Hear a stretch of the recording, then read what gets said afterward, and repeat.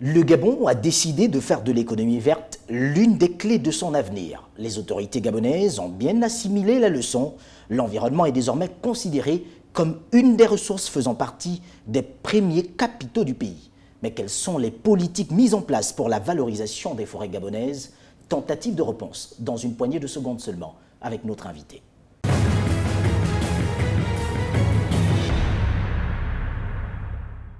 Madame, Messieurs, bienvenue dans ce énième numéro de cette émission Décryptage sur Gabon 24. Avec notre invité, il s'agit de Monsieur Lee White, que dis-je, professeur Lee White, qui est le ministre gabonais en charge des forêts, de la mer, de l'environnement, chargé du plan climat. Monsieur le ministre, merci d'avoir accepté notre invitation et surtout de nous recevoir dans votre somptueux bureau.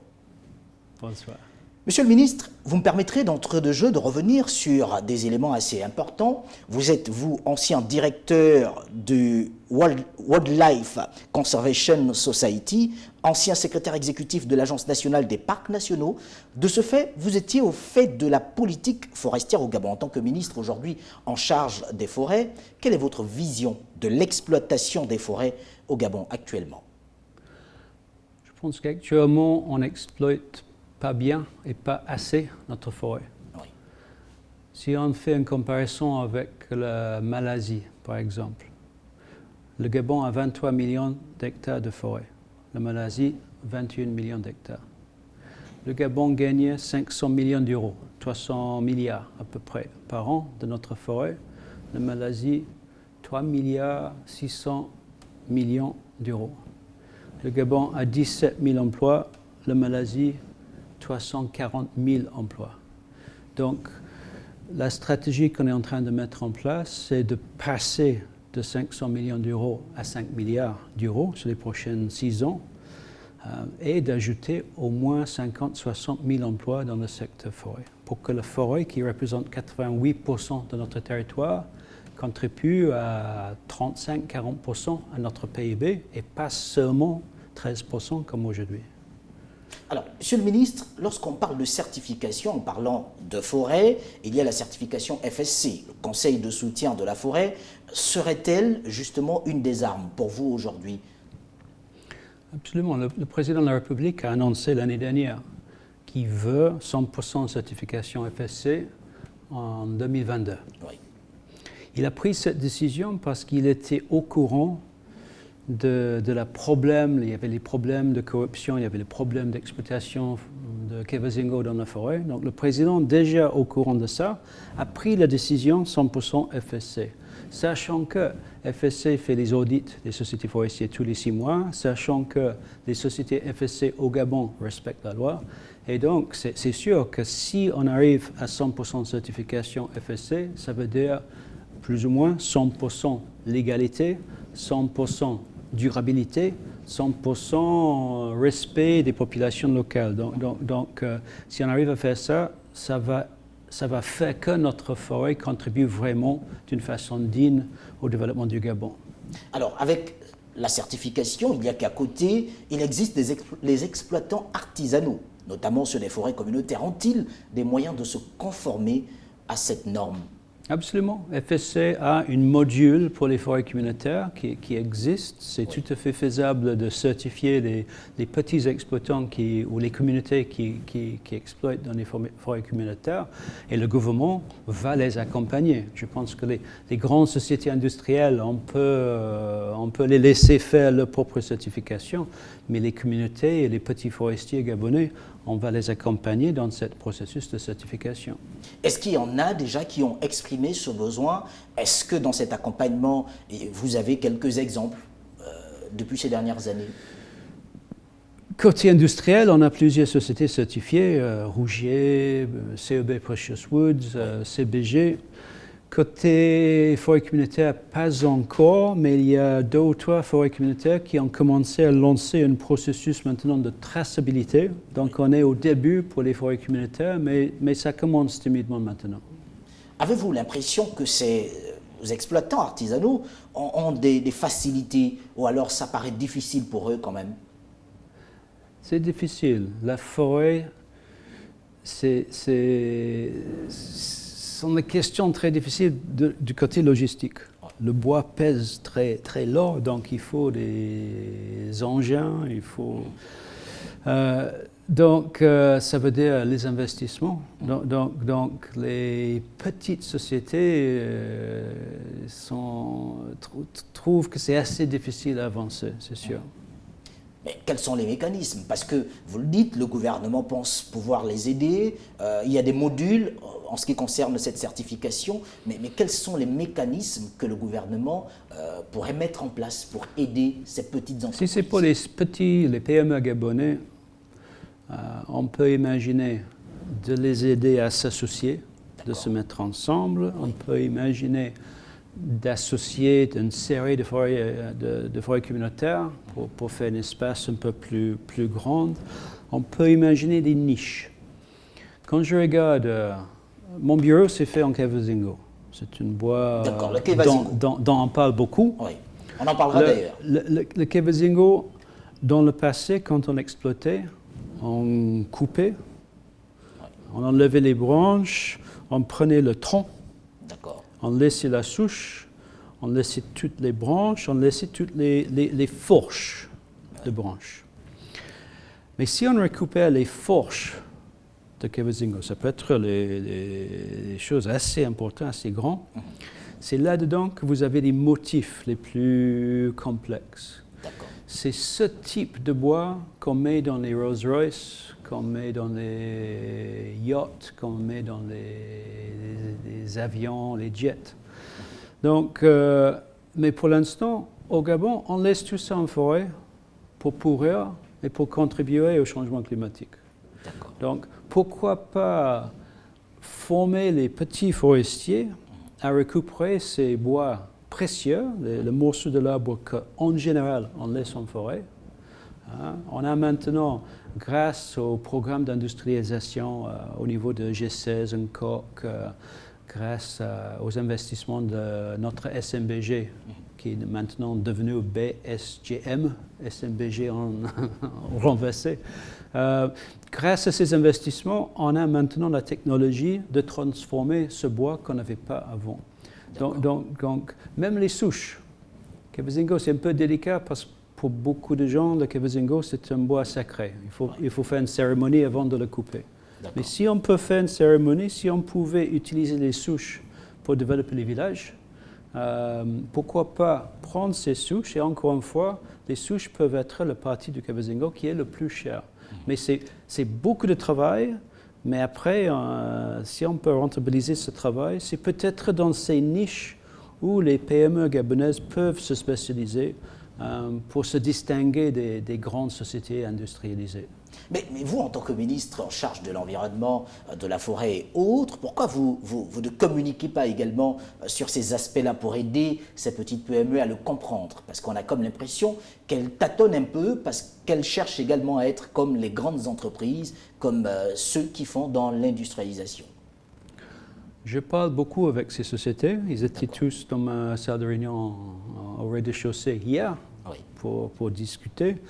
Ils ont cherché dans le passé la facilité. Ils étaient beaucoup dans le Cavazingo, mais pas vraiment comme des forestiers. Ils étaient plutôt comme des sous-contractants. Ils identifiaient des bois et après ils faisaient venir des industriels qui coupaient, qui exploitaient. Donc ce qu'il faut voir, c'est comment les aider à se développer pour qu'eux-mêmes ils peuvent exploiter, de ne pas être dépendants des sociétés forestières industrialisées qui viennent exploiter.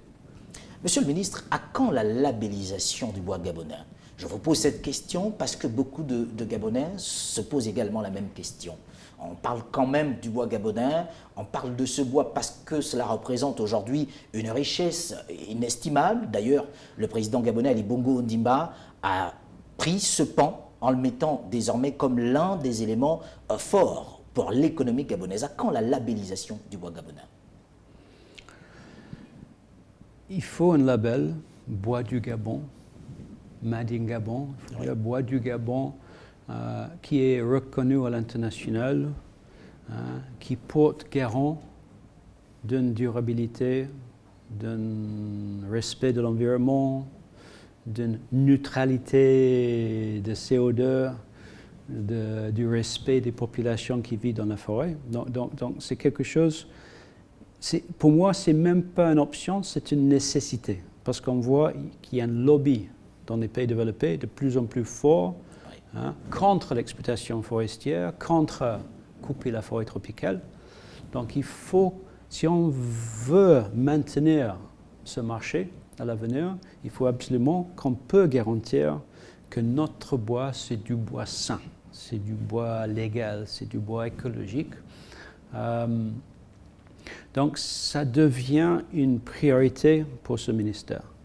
Je suis quelqu'un qui a une passé dans la conservation. Bien sûr. Qui a un passé dans les négociations climat. Ça fait plus que 10 ans que je représente le Gabon dans les négociations climat. Donc je vois bien les enjeux, je vois bien les lobbies, je vois bien les pays comme la France qui parlent de zéro déforestation. Et donc c'est vraiment une priorité pour le ministère maintenant de mettre en place cette label. 100% FSC va nous aider, mais on veut aller plus loin. Je veux que dans 2-3 ans, si quelqu'un achète une table fabriquée au Gabon, ils peuvent l'acheter sachant que toutes les normes ont été respectées. Et en achetant cette table, on préserve la forêt, on contribue au bien-être des Gabonais, on contribue au bien-être de la planète. D'accord. Monsieur le ministre, à la zone économique spéciale à régime privilégié d'Ongkok, à 25 km de Libreville, il y a un traceur qui permet non seulement de filtrer, mais aussi d'évaluer la quantité de grumes qui entrent. Comment va fonctionner ce traceur aujourd'hui, appelé Tracingkok? Traceur, on peut le voir un petit peu comme le début de la certification. D'accord. C'est une certification assez facile.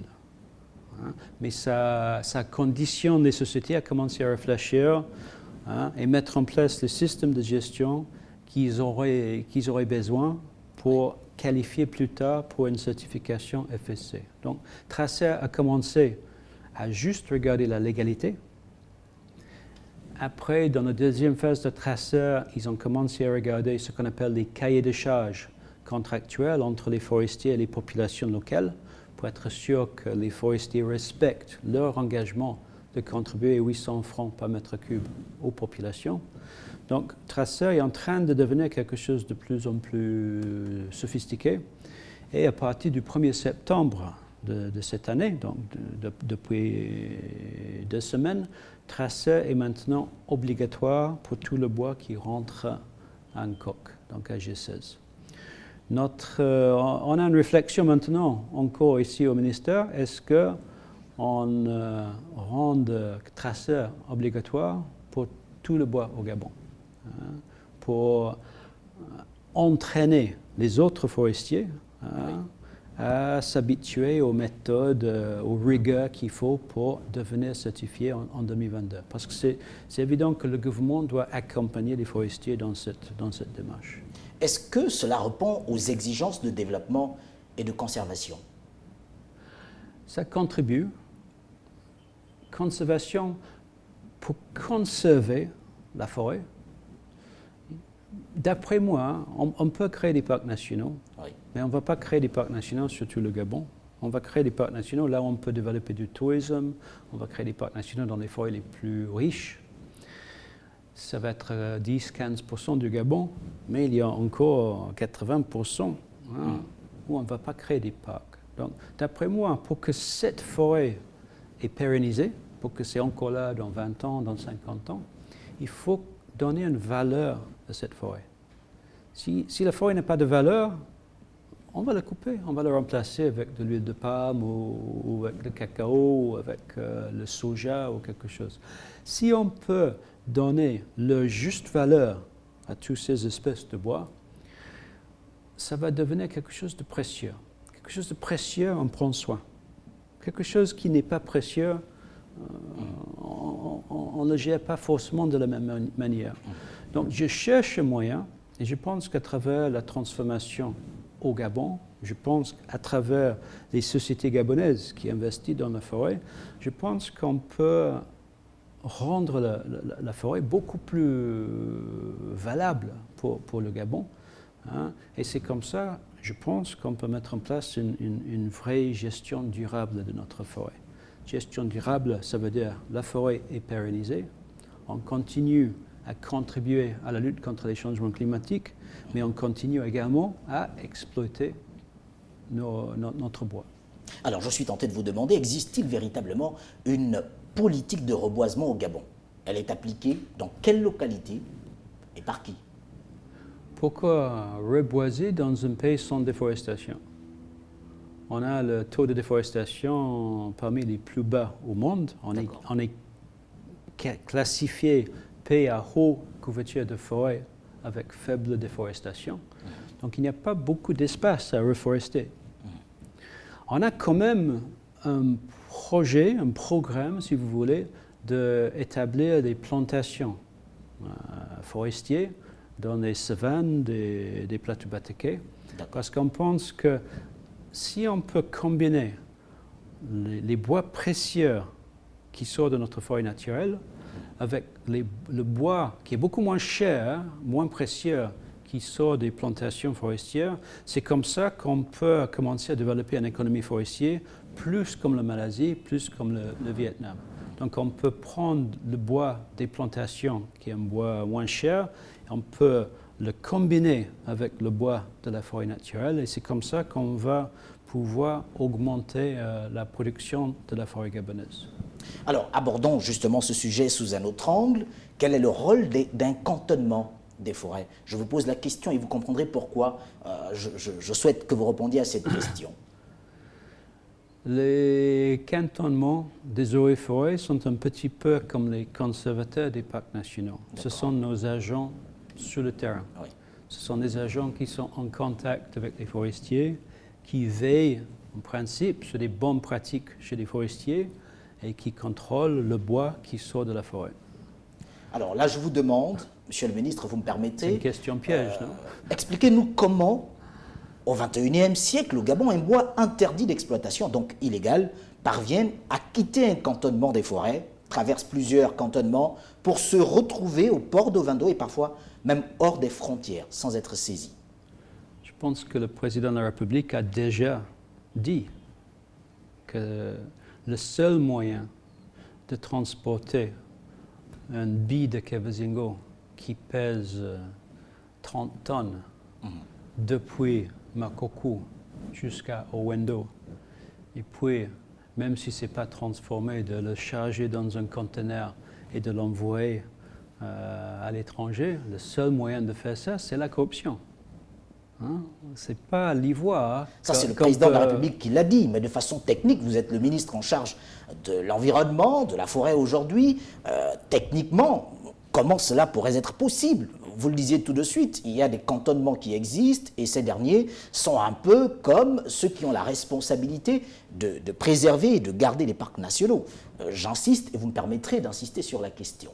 Comment l'expliquer techniquement, puisqu'il y a justement des représentations du ministère des Eaux et Forêts, ou alors que dis-je, du ministère de l'Environnement, à tous les points de contrôle qui pourraient exister. Comment pouvoir l'expliquer aujourd'hui, Monsieur le ministre? À tous les points où il y a des contrôles des eaux et forêts, où il y a des contrôles de la gendarmerie, où il y a des contrôles de la police, où il y a le contrôle de la douane, à tous ces points, le système était défaillant, apparemment.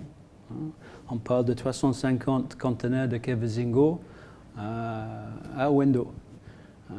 Donc, ce n'était pas un billet ou 10 billes, c'était des centaines de billes de Kevezingo. Et vous parliez tout de suite du donc poids d'une seule bille, par exemple.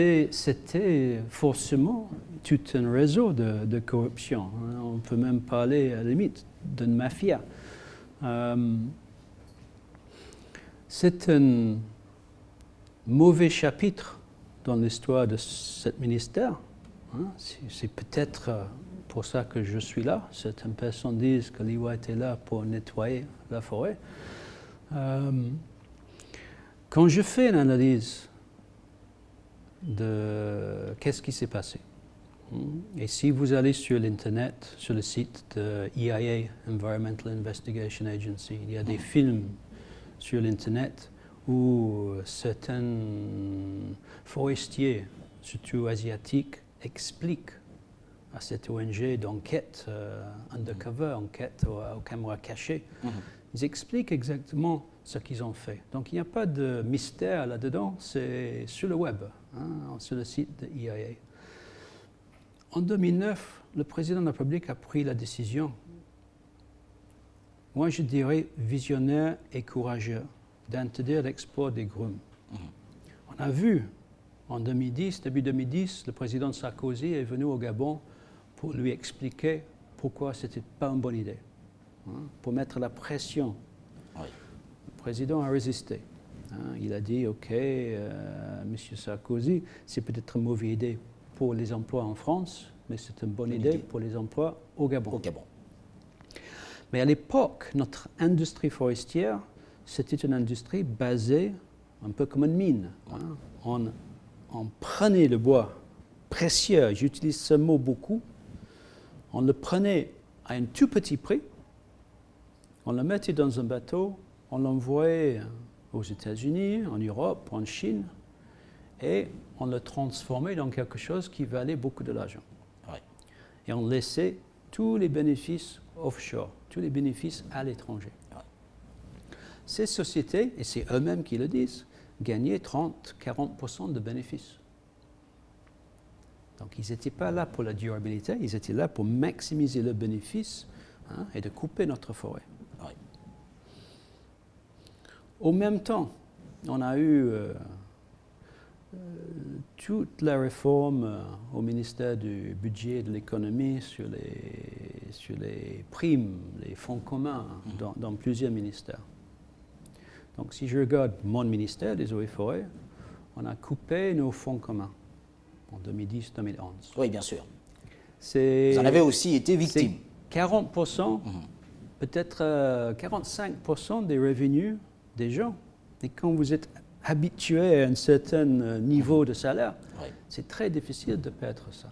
Donc, encore une fois, je dis, c'est mon analyse, mais les forestiers, ils avaient faim parce qu'on les a obligés d'investir et de transformer le bois.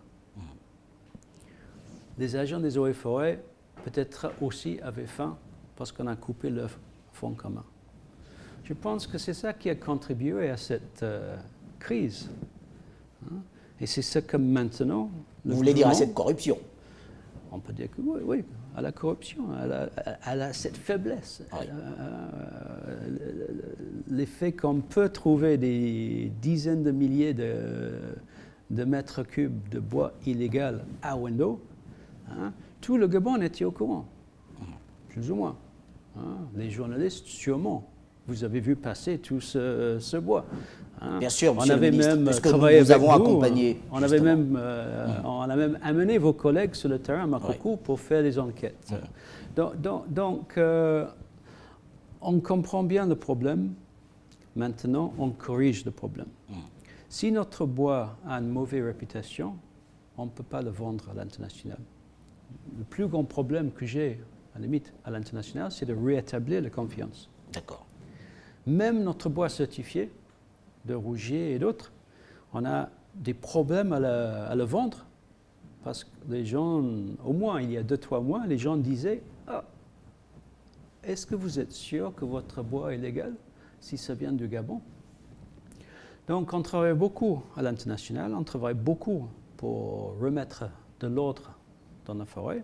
On a pris notre temps de vider tous à peu près 10 000 mètres cubes de bois qui étaient à Wendo. On est en train de l'inventorier maintenant. On va après le vendre et on va utiliser une partie des revenus de cette vente à redynamiser l'administration des eaux et forêts et mettre en place une traçabilité, mettre en place une certification pour que notre bois, comme vous avez dit, pour que notre bois devienne un bois digne, un bois du Gabon, quelque chose de positif, pas quelque chose de négatif. Merci, Monsieur le ministre. Je rappelle que vous êtes Monsieur Lee White, vous êtes le ministre gabonais en charge de la forêt, de l'environnement et même de la mer, chargé du plan climat. Permettez-moi de le dire ainsi. Nous nous retrouverons en deuxième partie de cette émission Décryptage avec notre invité qui se poursuit dans quelques secondes seulement.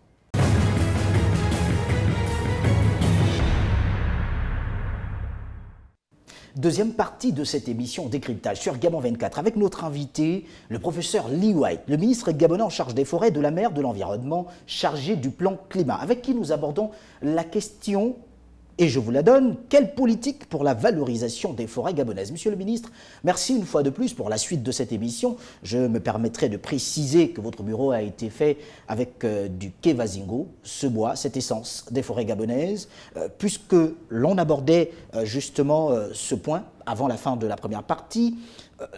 Ce bois qui a été saisi aujourd'hui, on parle d'un nombre de containers pour lequel l'information reste jusque-là mitigée. Véritablement, combien de conteneurs ont été retrouvés? Et lorsqu'on parle de cette affaire Kevazingo, quels sont aujourd'hui, puisqu'on parle de vente aux enchères, où serait passé cet argent? À quoi servira-t-il, Monsieur le ministre? Très bien. On a trouvé 180 conteneurs. 150 sont aujourd'hui à Nkok, sur un site sécurisé.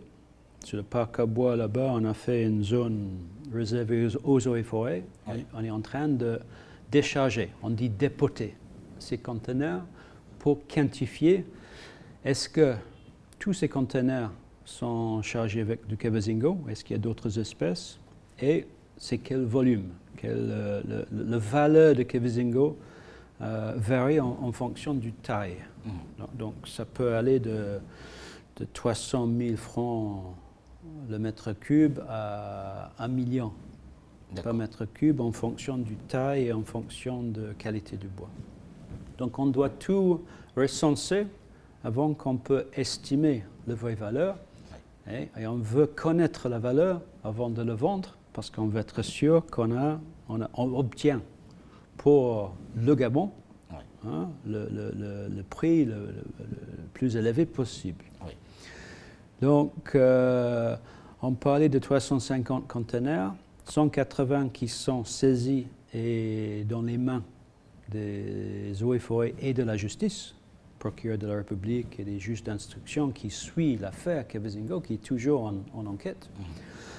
On a détecté une soixantaine dans les ports au Vietnam, à Hong Kong. Il y a une trentaine qui étaient déjà partis du Gabon. Oui, il y a une trentaine qui ont été saisis à Hong Kong et on collabore avec les autorités là-bas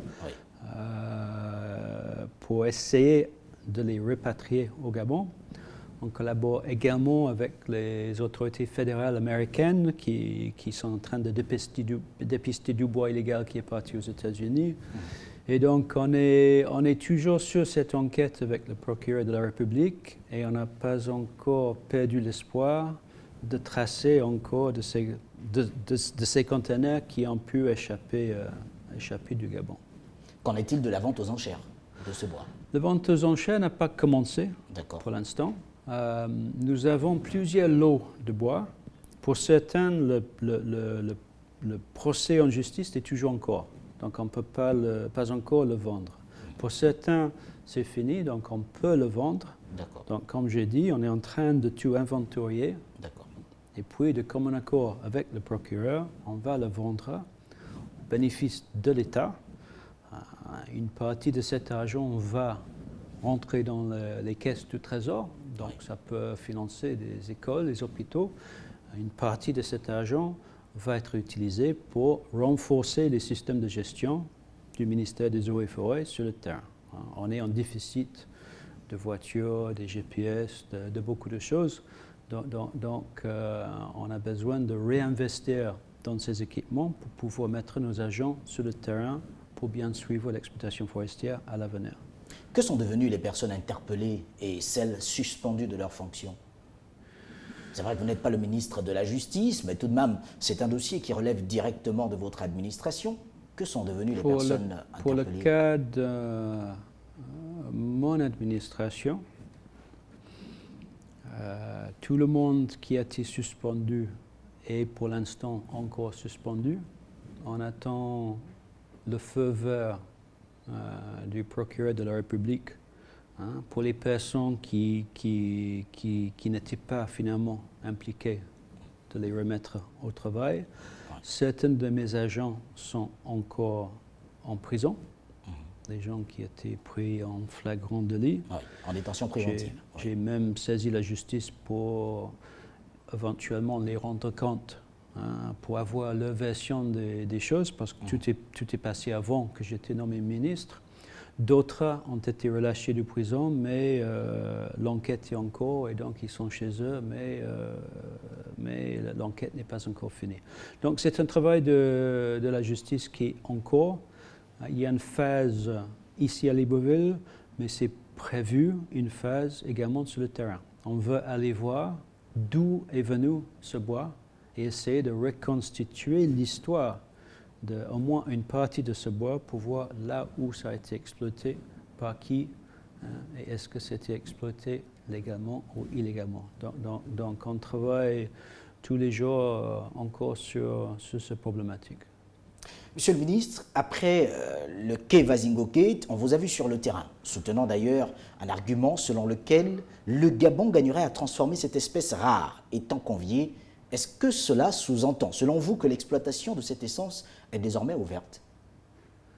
Non, il y a un décret signé en fin mars 2018 qui interdit l'exploitation de Kevazingo.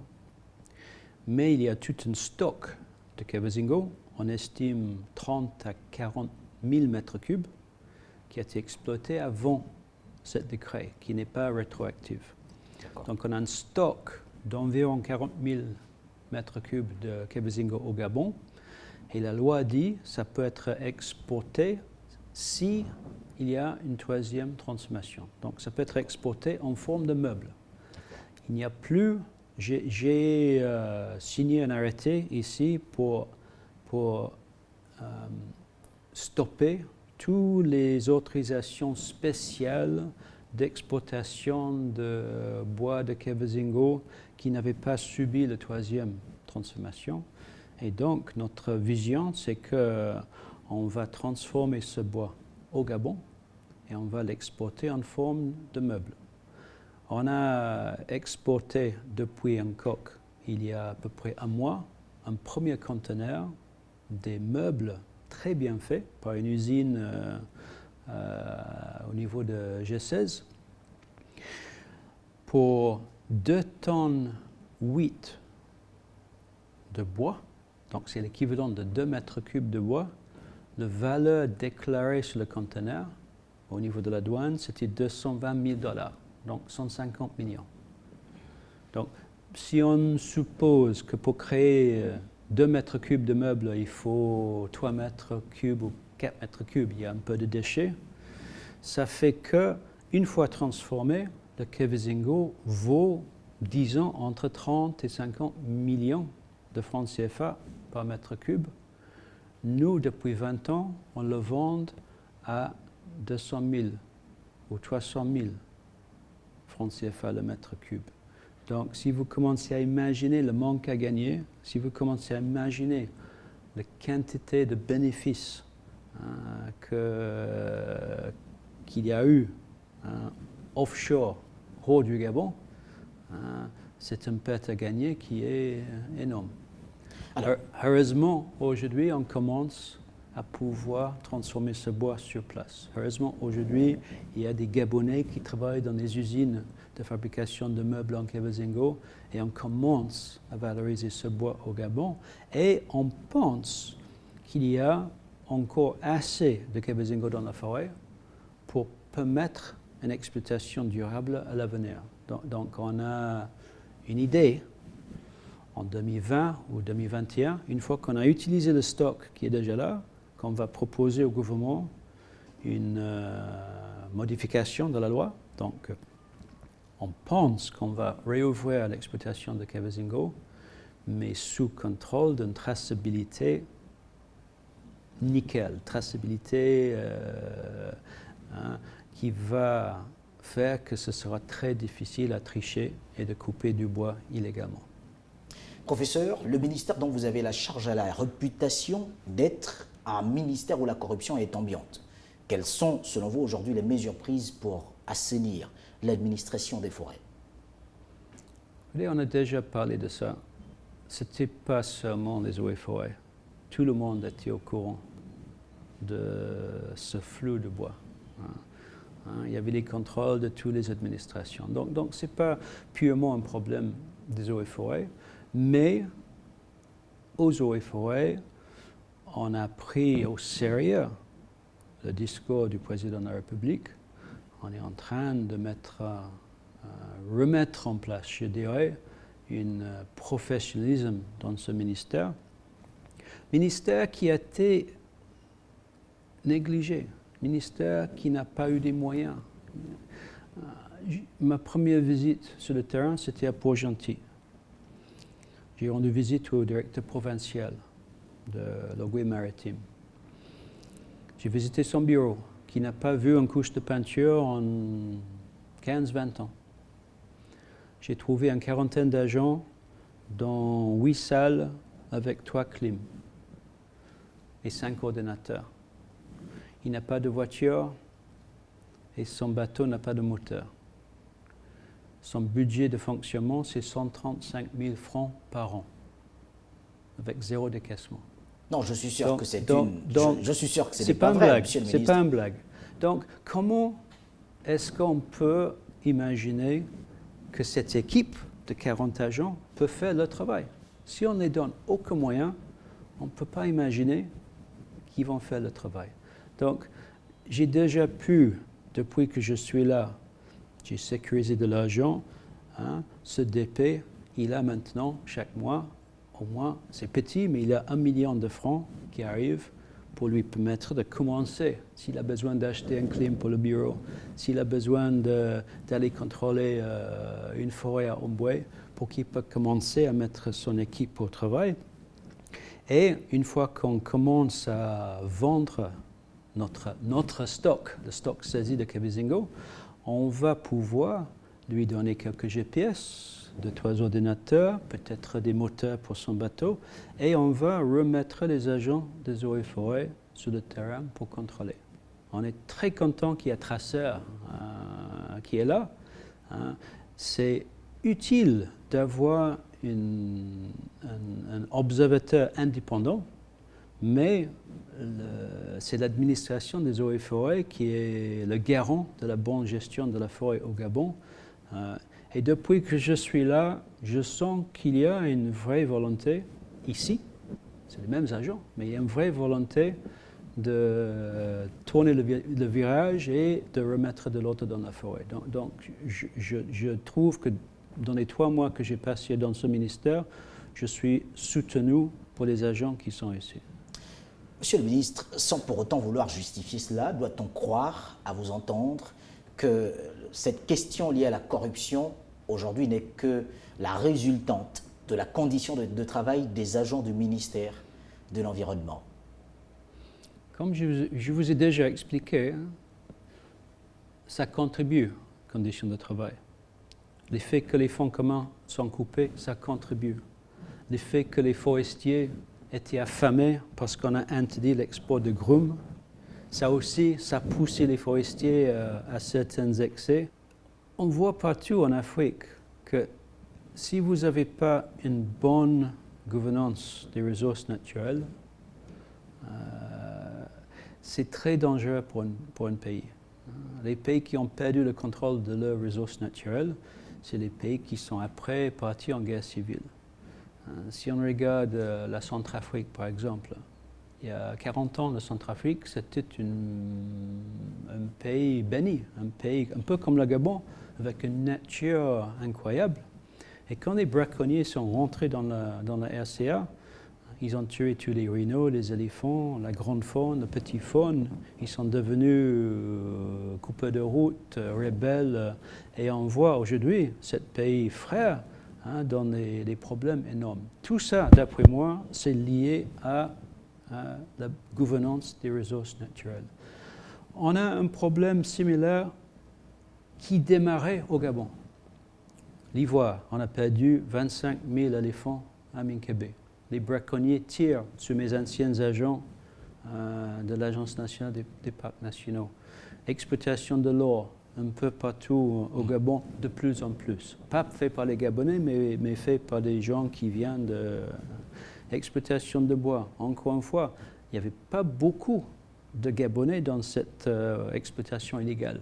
Il y avait peut-être certains Gabonais qui dépistaient les Kabazingo, mais ce n'étaient pas des Gabonais qui coupaient, ce n'étaient pas des Gabonais qui transportaient, ce n'étaient pas des Gabonais qui payaient la corruption.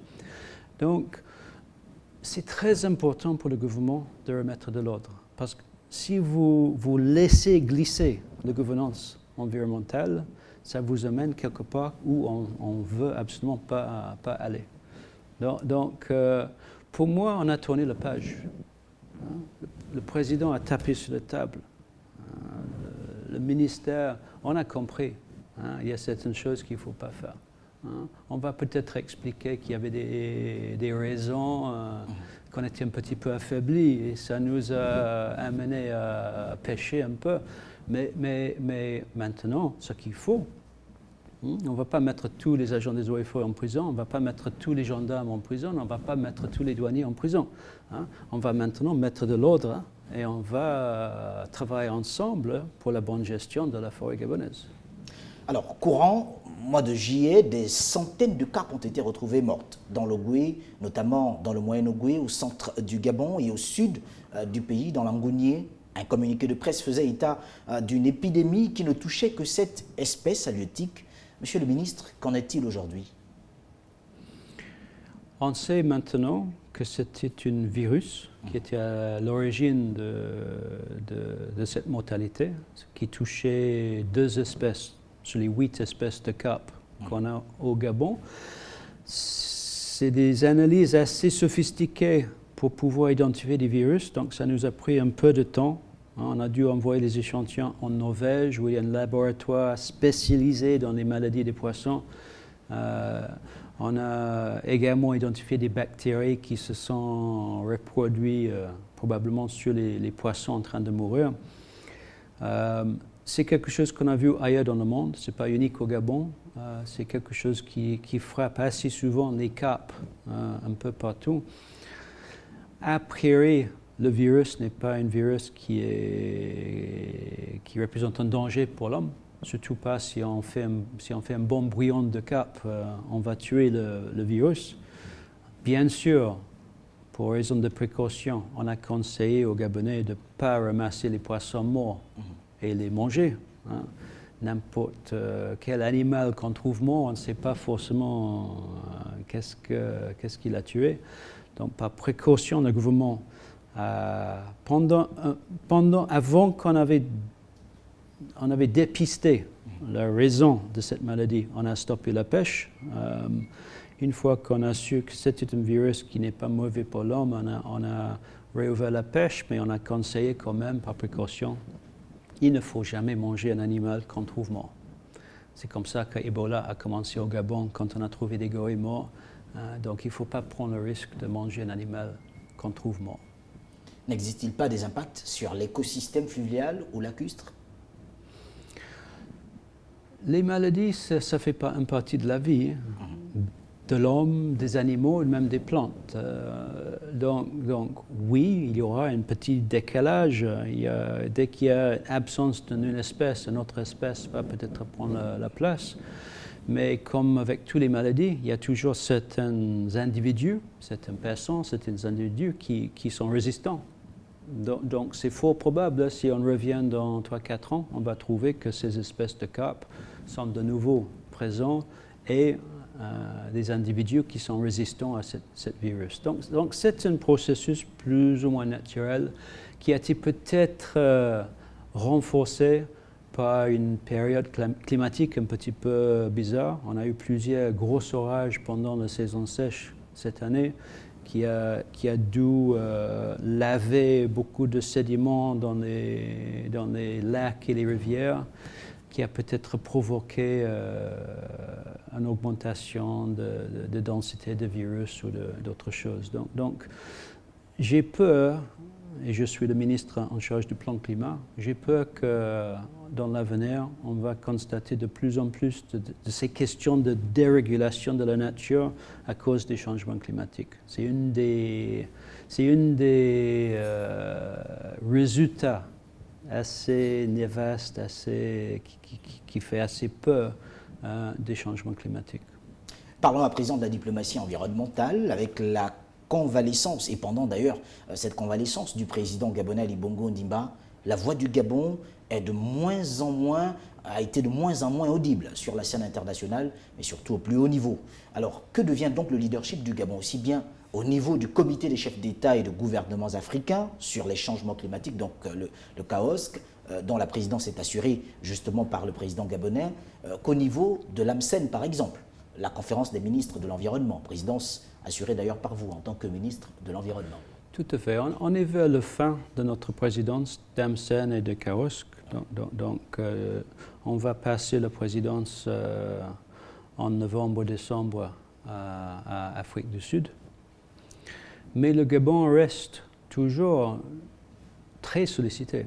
Le président de la République, même si il termine sa présidence de CAOSC, il reste le champion de l'Afrique sur l'adaptation. Donc il va continuer à être très actif sur la question de l'adaptation au changement climatique dans l'Afrique.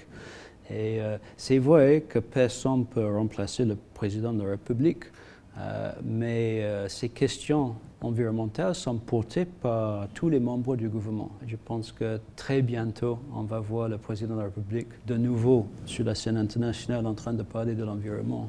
Donc je ne pense pas qu'il y a une diminution de notre influence au niveau international sur ce sujet. Monsieur le ministre, avant que d'arriver au terme de cette émission, parlons également de la mer, puisque vous avez cette responsabilité. Techniquement, que fait-on aujourd'hui du Gabon bleu? Une ambition également d'Ali Bongo Ondimba.